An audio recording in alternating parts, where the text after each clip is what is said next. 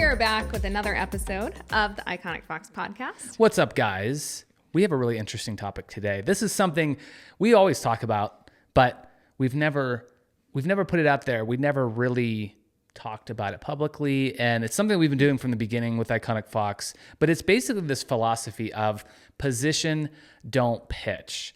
And that's what we're going to be talking about today. I wish we had said it at the same time. I feel like that would have been extra annoying. We need to start each podcast with like what we're talking about. We'll say it at the same time. No, but what does that mean? So basically, like, we're going to just talk about what that means today from like a creator standpoint. How do you position yourself? Don't pitch. I'm sorry. I'm still going. Excuse you. So I in theory, that essentially just means attracting versus chasing brands down, because it used to work even years ago of you could write a brand an email, usually a long email, and you would be sending them your idea, your creative concept, or what you have coming up that you felt like that brand could be a great fit for, essentially pitching them, almost like cold calling in a lot of ways. And it used to have a pretty high success rate because the industry was a lot less crowded at that time. Yeah, it was newer. I mean, it was like novel. It was. Oh my gosh, I could work with this person who has lots of followers and I can easily get in front of them by them just showing the brand, holding the product in their hand. And the holding the product in the hand. Oh man. Do you remember I mean, we still see that. Yeah. No, but this is really about, and some people like may not be, they're just like, okay, how do I get more brand deals, or how do I feel like I'm not stressed and have to like chase brand deals down. And feel like, and it's natural to feel like, okay, especially if you're not as experienced in this industry, or you're a newer creator, or maybe you've been doing this for a while now and you're just like, okay, I want to switch it up. Mm-hmm. Well, position yourself and not pitching yourself is really, we think it's the better way to go. It's more of a long-term view. It is. And you feel like, I think it helps creators and people feel less anxious and stressed. Like, okay, what's the next deal? I need to reach out to these brands and tell them that I want to work with them, versus having brands and agencies being attracted and wanting to work with you. They need to tell you they want to work with you. Exactly. And we will caveat this to say, it does not mean you should never pitch again, but just, I would say, stepping back from feeling like you're leading with the pitch, lead with the position. And then, of course, if you have an amazing opportunity in, let's just say, the renovation space coming up, that is more time sensitive, that would be a great fit for a, whatever you call them. What do you call what? A renovation? No, a renovation brand. I was like, okay. What is like in the home space? Yeah. A hardware store. A hardware store. Clearly I'm not a renovation content creator. But point being is, if you have something time sensitive or it makes sense seasonally, whatever the case is, it does not mean never pitch again, but just changing the mentality to positioning yourself so that you are attracting brands into reaching out to you and enticing them to do so. And also your audience being like super ride or die for you, also positioning yourself with them, rather than feeling like I just have to be pitching all the time and always asking brands to work with me. Your position does just that. So we're going to dive into how to actually do that. And I have my notes with me today, and I see you don't have yours as usual. I never do. It's always up here. I think you give yourself a little too much credit, but okay. So first up is being strategic about your content and niche, or niche is. And that essentially just means that if you're someone who focuses, you're very hyper niche on travel or fashion or whatever it is, and you want to attract brands from a different type of niche or industry, are you already sharing about those or not? And how are you doing it? Yeah. If you're kind of randomly adding in, like, let's say a home creator, and you're like, oh, I want to work with, I've been seeing my friends or my other creator friends or contacts, or I saw this other creator I don't even know, and they're working with this brand.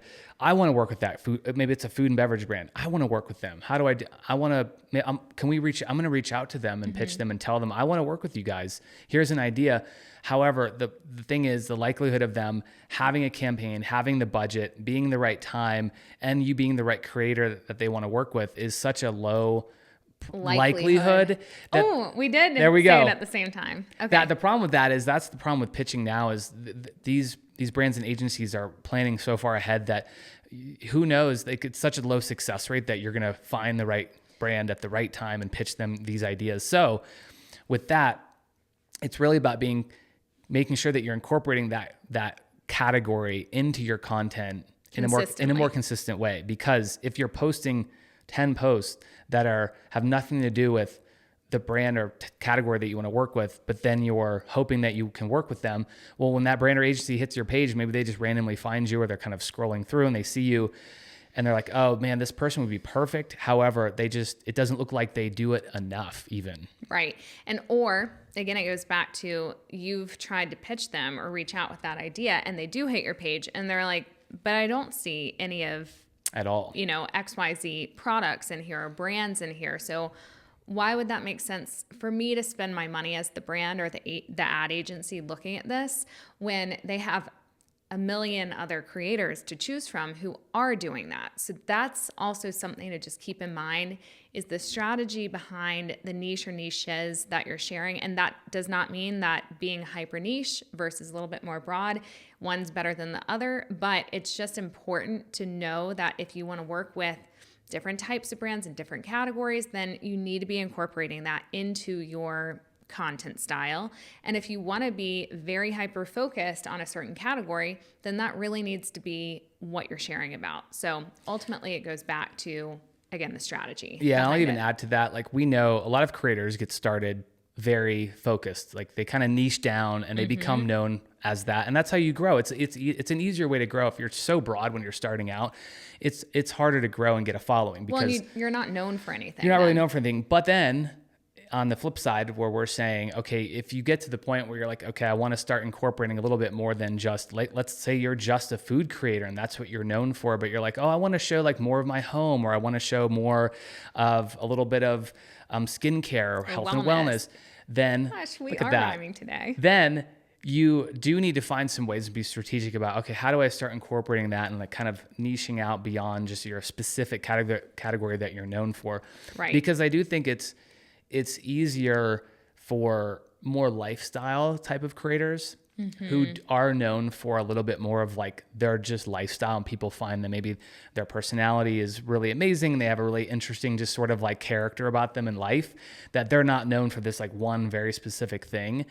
It's a little bit easier to incorporate things into their content. But I think for creators that are very focused at first, you do have to be strategic about like, how do I start incorporating that other content in? If you want to. You don't want to just be random. And again, you're posting 15 of your normal sort of category, like normal posts. And then once in a while, you're like, I'm just going to throw in this, hair care. Yeah. And you're a food creator. And it's just sort of like, oh, I just had time.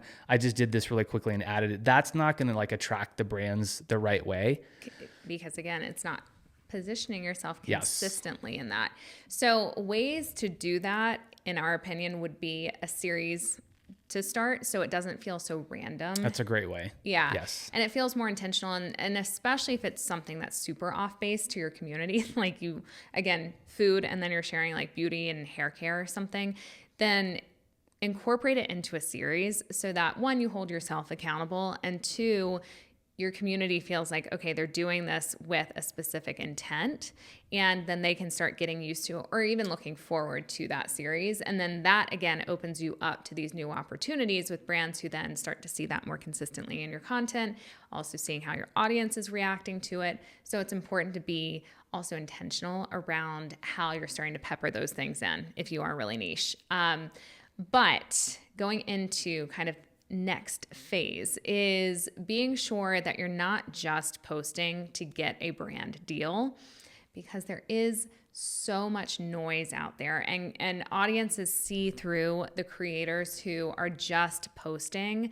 either when they have a brand partnership or just to get a brand partnership. And that's really important not to do. Yeah. I mean, you kind of fall into that trap if you're kind of chasing brands and you're trying to pitch them all the time. You can fall into that trap of you're not posting for interest and like doing it as a passion. Like you're doing it if you're only doing it to just get brand deals, yes, it does show. Like you can tell, because it just doesn't feel as authentic when you're watching them, and it just feels like they're trying to just sell you something. Just sell, exactly. And so again, it is a balance of, obviously, if you're a creator and you make a living doing this, and it's business. Your income and revenue, like it's a business. So you do have to be strategic, but are you bringing value to your, like we talked about, are you bringing value to your community? That's our next thing. Honestly, it does go back to, in large part, the intention behind it, the value. And of course, this is a business. We get it. But at the end of the day, you're a content creator or an influencer to bring value to a community that then brands feel comfortable to pay you for access to, because they trust you so much. So it's important that every piece of content leads with some sort of value. And it's that kind of classic term of entertain, inspire, educate. If you can do all three, amazing. But if you can hit at least one or two together at the same time, think about your audience first. Don't think about yourself first. Of course, you are the star of the show. That's awesome. But make your community the star of your platform, because that is truly going to cut through the noise these days, especially with so many people jumping in, feeling like there's so many cool new voices, but there are a lot of people who are jumping in to just be the next influencer, the next content creator. And if you don't have that good intent behind what you're doing, that grind and that value that you're leading with, to flip it to the community, like, what am I doing to help them through my personal lens and my personal voice? Like, yes, that's about you, but it's largely about the community that you're helping, whoever that person or people are. Yeah. So. If, again, that comes back to, if you're just posting just to get brand deals all the time, then it's going to show, and brands can pick up on that. Agencies can pick up on that. Yes. And it also, I was going to say, with bringing value to your community, it also is about engaging with your community. So that also helps your engagement rate overall, not just likes on posts, but like the quality of comments that someone is leaving or your community is leaving. That also is going to tell brands like how much your audience cares about what you're sharing. And if you're responding to them in comments or you're not responding to them in comments, we've seen that quite a few times, even recently, with people who are applying to our group and they're not responding to the comments. I know. And they're really great. They're like really good questions, yeah. And they don't ever respond. And then it's like, well, if a brand sees that, they're going to say, well, then when they post about our brand, or even if they're posting organically and they're never responding to comments, or people are like, hey, what's this? How do you like to use that? Oh, when did you get that? That's cool. And then they never respond. It's almost like, the brand's like, okay, you're training your audience that you never respond. You don't look like you care. Yeah. You post and move on. And then you don't engage or interact with your community. And that does show. And then it also shows in, which we know this, brands and agencies, they have tools now. There's lots of great tools, which that's why back in the day, pitching worked when there weren't these tools that allowed brands and agencies to find creators. And so that's where having a solid engagement rate, we know it's hard for creators. They don't have full control over engagement, of course, their engagement rate, or like how the algorithm content wants to serve exactly. you. But at least engaging and like doing your part, what you can control, is definitely important, because it will show to brands and agencies. They will notice that. They will. That goes into also consistency behind your engagement with your community, and also just consistency in your posting style and your posting schedule. So if you're someone who is peppering in new styles of content, it is even more important to be consistent with that, but also just in general, important to be consistent in feed.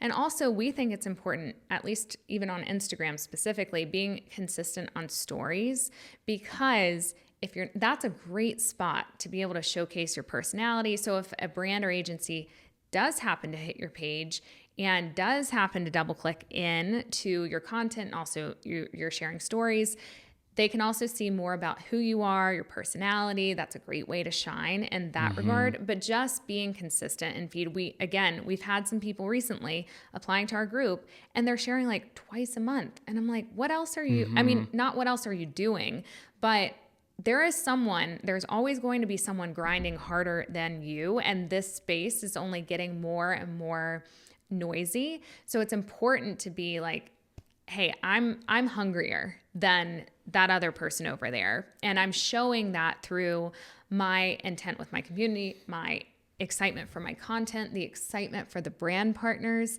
and it shows through. Yeah, These days it shows through. Staying present on the platforms. Obviously there's so many platforms now, and trying to stay present on Shorts and TikTok and Instagram and YouTube. It does take time, but I think at least having kind of those core platforms that you're known on, like really building that community on there, staying present is very important. Yeah, and also give yourself your own audit. What that means is like, make sure you're hitting your own grid and seeing what does that visual tell me. So if I am lucky enough to get these brands and agencies to hit my page or even be a follower within your community, what is it that I am telling them by that just grid visual itself? Because that in large part tells them, okay, if they're sharing just this one thing, then, and this brand over here that's maybe a little adjacent could be cool, but they never incorporate it into their content, the style of those brand categories, then they're probably going to move on. So it's important to be consistently integrating so that you don't just get caught up in that one thing, unless that is, again, the focus.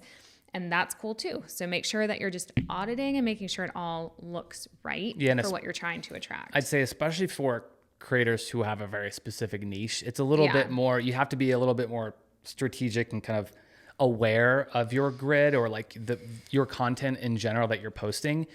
Because if, again, we've talked about earlier, if you're posting 10 or 15 posts that have nothing to do with who you're trying to attract, and then you post it once in a while, you're like, I haven't been posting it. But you haven't posted it in a while. It is good to take a little audit and take a look at, okay, just from a third party perspective, try to be a different perspective. Yeah. Or have even a friend, honestly, someone who's not even a content creator, have a friend of yours just tell you, like, what do they see? We'll even do that with our creators, where we'll have other brand agency partners tell us, what are they seeing from XYZ creator? What is that telling them? What story is it telling them? And oftentimes it tells them the same story it's telling us, but from another lens, where it's just nice to hear, like, okay, that is hitting this messaging. It is hitting that impact that they're trying to have. It is attracting those types of partners in. So again, do it to yourself. And it's interesting to kind of hear that feedback and be open-minded about it. So also, sharing about brands organically in your content is totally okay without feeling like you need to overdo it, overdoing the tags, overdoing so much organic free content, but incorporating the things that you're naturally enjoying with your brand and for your community is important. So, and not feeling like you're being taken advantage of by just sharing tons organically, tagging them. So there are times where it's like, it's okay just to have it in the content, whatever brand, product, service it is, without even having to tag, because that's also important too. I think it's just being open-minded and kind of cycling through some similar types of brands within those categories without getting so focused, because we had this conversation with someone recently who they had some incredible brands that they wanted to work with, but again, being open-minded to similar types of brands, even some smaller brands that are up and coming that are super cool, or some household name brands that are maybe wanting to be seen as more cool. So that's also, it's again, just coming at it from a more flexible lens of not getting so caught up and hyper-focused on those brands that you can't see past it. But at the same time, not taking brands on that just don't align to you is also just as important as being open-minded. Yes, it is. So, okay, last but certainly not least is being a really good partner to the brands that you are working with, and also to your community is really important to best positioning yourself in this space that we're in now. And what do we mean by being a good partner? I mean, there are so many things to being a good partner, but on the brand side, at least. Yeah, I think just some high level things. Being a good partner, we mean when you are working with brands, or if you're not working with brands yet, or you haven't worked with a specific brand, just when brands are reaching out or agencies are reaching out, having that communication level of, reasonable response times. You're quick, you're efficient, you're responding versus keeping them waiting and waiting. Days, and then they weeks. never hear from you, and then they move on. And then the problem is they don't feel like you're reliable if they reach out to you in the future. Even if you have amazing content, amazing engagement, if you're not responding in time, or you're not being a good partner in terms of following through on things that you're telling them that you're going to do, Right. that can be a turnoff to brands. Yes. And yeah, you might get the deal the first time, but they probably won't come back again. Yes, that has happened. So, and honestly, we hear it a lot behind the scenes from brands and agencies around how reliability and good process and good communication is at the core of, oftentimes, beyond, of course, the alignment and engagement, all of those things of a creator, is oftentimes why someone is chosen over someone else, because at the end of the day, they have tight deadlines, they have good budgets that they're working with, and they want to know that they can count on that creator, that creator's team. And this does not mean you have to be blasting emails and blasting stuff off every 3 seconds, like chaotic. But if it's taking you days, or way worse, weeks, to get back to brands and agencies and even to your community and comments, like this kind of all goes together, is how you're responding and how you're engaging with your brand partners, your agency partners, your community in an efficient and intentional way, then you will be overlooked oftentimes. And so that is a very, very important piece to us, how we run our business, what we want to see in creators that we represent, also what our brand and agency partners expect of us, and how to best position yourself as being a good partner in those ways is really key. Yeah. And even like things like just going a little bit above and beyond then.